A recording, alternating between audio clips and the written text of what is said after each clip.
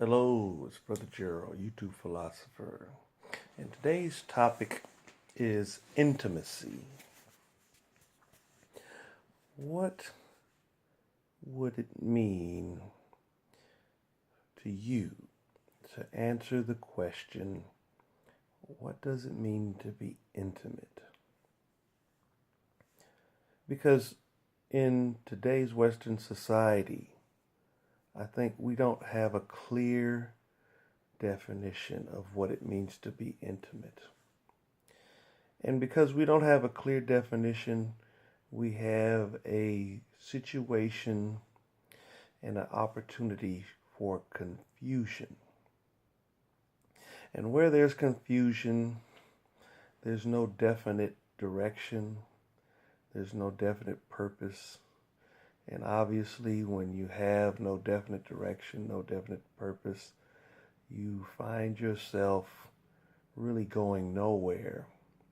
And if you take a moment to look, and you look long enough, you'll see that most relationships that are confused at the beginning will be confused in the middle and will be ultimately confused in the end.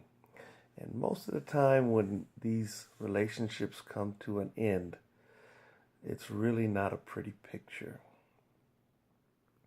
Because on one hand, when we talk about sex, we talk about sex in terms of going out to, quote, have fun. But in having fun with sex, we lose that flavor of intimacy, because for a woman to go around and have sex with man after man because she decided she would set her body upon what her eyes have seen as being attractive and interesting, and use her body as a means to pleasure herself, as well as using another man or several men as a means to gain pleasure, she's lost a sense of intimacy, because at what point does she allow someone to get close to her? What would it mean for a woman to allow a man to get close to her after she's been having sex with just someone that they just don't know, but because he looked a particular way and he was just admirable. I can admire him because he had a lot of money, he was famous, or he was the school jock, and all the girls want to be with him, and I want to be with him, and he wants to be with me this weekend, so I'm going to be with him.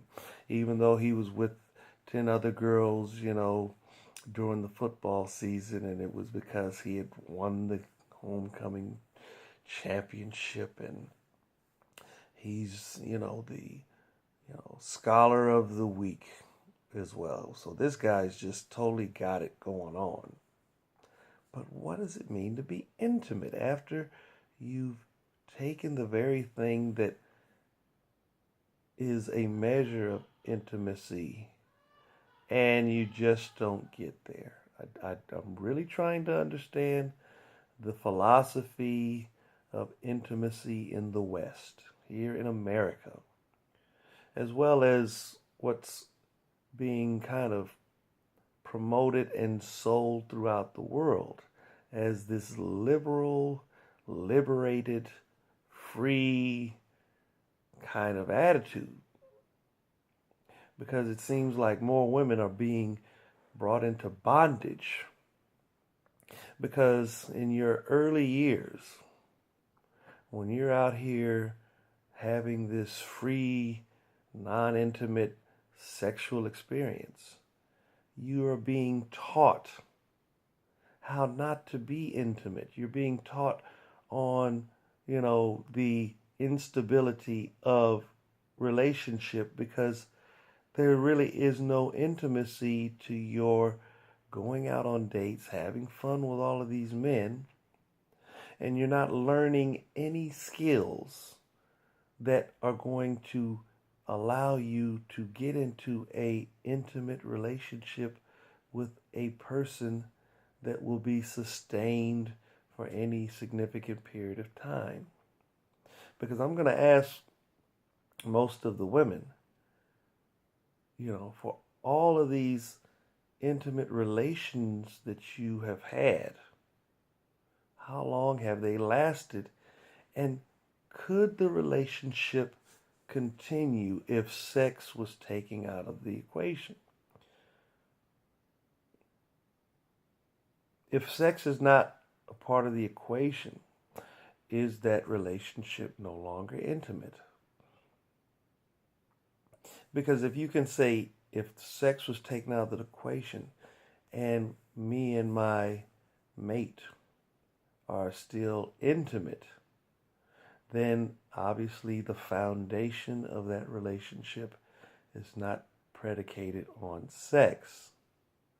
But if you can say you have an intimate relationship outside of sex being one of the primary factors, then I would say that you could say the biggest argument for intimacy is to not have sex just yet. And the philosophy of this promiscuous, liberated, free type of lifestyle is just not justified. So that's the thing. We don't want to look at possibilities in favor of a particular view. We just want to do what we want to do. But in this world, for every action there is a reaction, and for every action or every choice there's a consequence. And we don't want to acknowledge the real consequences because we think that in this world there's nothing governing this world. But this world was set up by someone in particular, and he set it up to operate on a particular moral compass. And that compass was given to all of us. And we didn't really necessarily need the Bible to be able to recognize and acknowledge this moral compass. We just need to take a moment to think. And this is the problem that I see here in America. We get so hung up on the Bible and its moral imperatives that we fail to realize that most of the people here in America really don't know what the Bible says. Somebody would say, the Bible teaches cleanliness is next to godliness. Well, I would say that cleanliness is something that God requires all of us to be, and clean is not just a state of having taken a bath. Clean can be a moral position as well. That these are the things that we really haven't did a lot of contemplating about in this country up to now. We used to think about a lot of these things at the foundation of this country, but even then, at the foundation of this country, we chose not to really think about people with browner skin, coarser hair as being men and women. So I'm not basically saying that, this country was founded on wonderful principles and all of these things. It was. But the people who were founding it, they were up to dealing with the world in a very clever and very sinister way. Because on one hand, they were trying to liberate themselves from the old quote-unquote oppression of England. But it's kind of funny how when you leave one oppressor, you can find yourself becoming the oppressor of someone or something else. And this kind of reminds me of a book that I read many years ago as a young man, and I actually read an excerpt of it when my nephew was in public school. I don't know if you guys would find this surprising, but when I was younger, I took care of one of my nephews and I raised him, I'd say, from about age 4 until he turned 18. And while he was in elementary school, I took a day off, and I think I was working at the fire department at the time, to promote a book that I thought would be good reading for his classmates. And I wrote a letter to the school teacher, and I told him that I would like an opportunity to read an excerpt out of the book Animal Farm. And so I read the book, and I was very dramatic in presenting all of the characters in the book by creating different voices as I read the book. And the kids really got a kick out of it. They really got a kick. But I would say I got more of a kick out of doing it for the kids than they did, because that was something that really opened their imagination, as well as an opportunity for them to be exposed to American literature. And so, in reading this book, the long and the short of it was that the animals looked at the farmer as being an oppressor, and the animals eventually liberated themselves from the oppressor and kicked him off the farm. And ultimately, the pigs end up becoming the oppressors of the other animals. And they did it because the pig, having the pattern already established by the human in terms of regulating and controlling the animals, he sought to do the very same thing to all the other animals. And it was just a very funny story. But it wasn't so funny because it was definitely a political expression that there's this thing called natural law, and if you understand it, you will understand that a lot of situations that we may consider to be oppressive are very much oppressive, because when you live in a society, an organized system where you have a crowd of people interacting, doing business, interacting, forming relationships, interacting, living in homes and having families, you have to regulate yourself in order to be in harmony with the established arrangements of these relationships.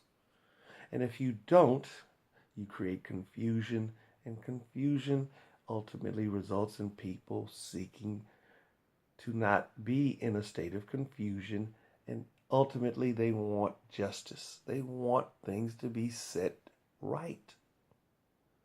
So I just really hope that in this video we can get back to understanding what it means to be intimate. I know I took a long and convoluted route to get there, but I'm pretty sure you guys can start to see what I'm trying to say. And I'm hoping once you start to see, you'll be thinking clearly, and ultimately you'll receive a blessing. So with that, let's just remember that we need to really understand what being intimate is all about.